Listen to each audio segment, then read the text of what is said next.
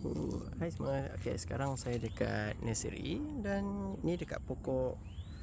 Nama pokok ni Akar Patuk Tuau atau saintifik dia Thunbergia grandiflora. Dan lebah yang kita nampak ni lebah kayu atau saintifik dia Psilopa latipes. Dia memang suka bunga ni. Dia akan terbang dan dia akan masuk kat dalam celah bunga ni untuk dapat dia punya pollen kat dalam. Okay, selain lebah kayu, pokok ni juga ada peminatnya yang lain. Seperti itu adalah sejenis Camponotus rugosum, spesies semut yang dia sangat sakit, tapi dia suka pokok ni juga.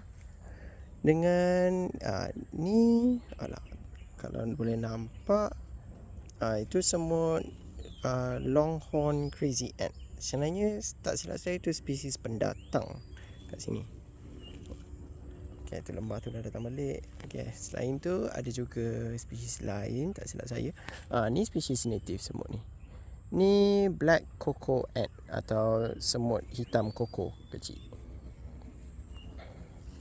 Tu dia datang. Dia bunyi dia seram lebah kayu ni. Tapi sebenarnya dia tak membahaya langsung. Dia memang tak sengat orang dan rasanya dia tak ada penyengat pun. Cuma terbang, cari bunga yang seperti ini besar dan ambil penembungan. Lepas tu nanti dia masuk sarang dia yang buat daripada kayu. Pokok ni juga ada kegunaan dia sebagai pokok landscape. Memang orang suka tanam dan bagus juga sebab dia pokok tempatan.